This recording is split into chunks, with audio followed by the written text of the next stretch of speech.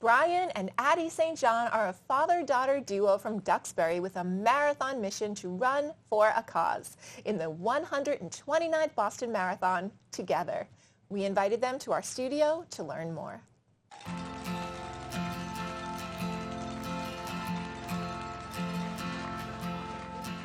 Ever since I was little, my dad and I always kind of mentioned, like, one day we want to run the Boston Marathon together.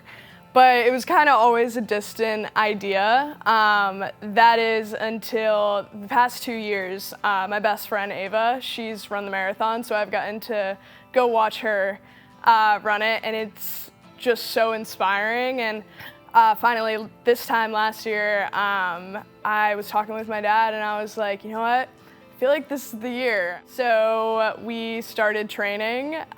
We completed a half marathon last May, which made us feel like, you know what, with the right training, we can get this done.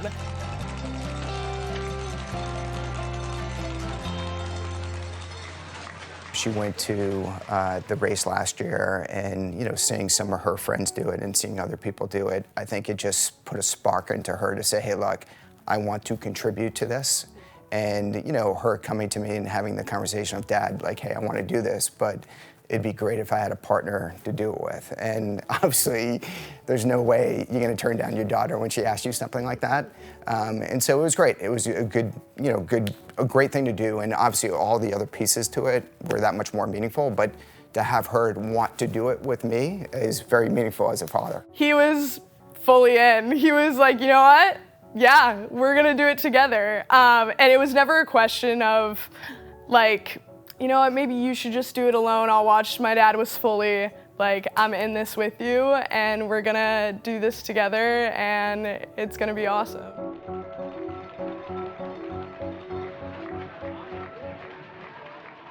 I'm not a runner. My dad is not a runner. I grew up playing sports, a lot of soccer and basketball. Sports has always been a really big bonding thing for my family. But running was never really something we did. I've had 4 knee surgeries.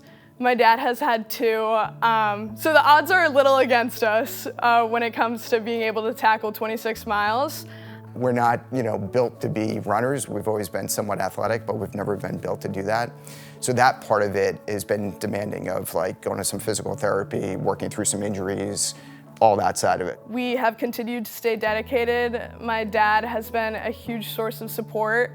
My friends, my mom, my brothers, everyone is like all in on this and showing up for me in so many ways, and like they're my source of inspiration. My family has always valued mental health, and throughout the past few years, we've gone through some things where it is highlighted for us how important mental health is and how complex it is and how important it is to have a support system. When I was reading the Home's website and I saw specifically, they offer a multitude of services for kids in high need situations, but they also highlight that mental health aspect. And it is so important to know that you have people in your corner fighting for you. And the fact that the Home steps in for kids and their families when no one else does, that's what hit home for us. And that changes a person's entire life, knowing you have support. Knowing when somebody needs help is one thing. Trying to find that help and to get somebody to do that is very challenging. Like, there's not enough great therapists and psychiatrists to go around in the world. It's really hard to find that. So to have an organization like the Home that can really step up and step in and provide those resources, especially to children, like that's huge. And that's something worth running for. And then with Addi, it's just, it's amazing because somebody at that young age that has the wherewithal to say, hey, she wants to do this for a great cause, which makes me feel, as a father, fantastic. But secondly, for her to want to, go grind through it, knowing all the challenges she's had with her knees. She literally had 4 knee surgeries. She's physically, not the person you would ever pick. And I think it's funny because a lot of people, when they hear that she's running the marathon, I think they're like, are you serious? Like, doesn't she, have these horrible knees? And And for her to kind of grind through that, it's just super proud.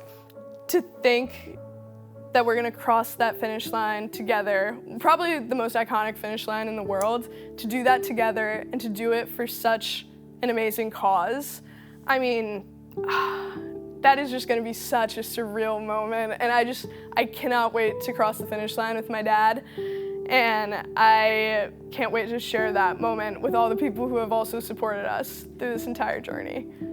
I mean, it's just such an emotional race coming from being in Boston. You know, last year, you know, my wife and I were at the finish line, and it's great to see all the runners cross that finish line. But what really makes you appreciate it is when you're there and it's 5-6 hours deep into the race and you see people running across that aren't runners, but they're running for great organizations, they're running for personal reasons, family reasons, and that's the emotional side of it. So to be part of something that's that emotional was really something that I always wanted to do. So, and to be a part of that would be fantastic.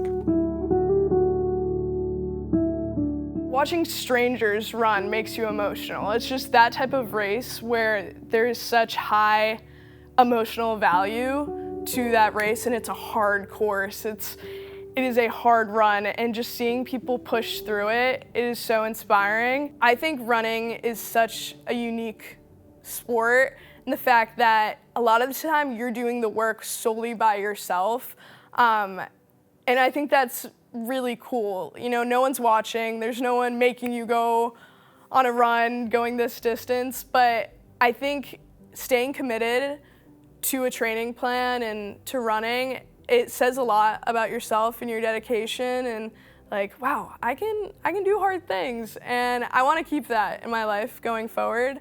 At one point it was daunting to run 3 or 4 miles, and you're like, all right, then all of a sudden 3 weeks later, you're running 5 or 6 miles, you know what I mean, at one time. And then all of a sudden you start ramping up and you're like, wow, this is great. So I really enjoyed that part of it, but you know, maybe the volume is gonna shrink down, but I've enjoyed the experience, and there's not a better feeling than when after you do a long run on a Saturday and you're tired, you're sore, but you know you've accomplished something. I'm looking forward to a little break after the marathon. But one day I'd love to complete all 6 of the majors. So hopefully we can make that happen.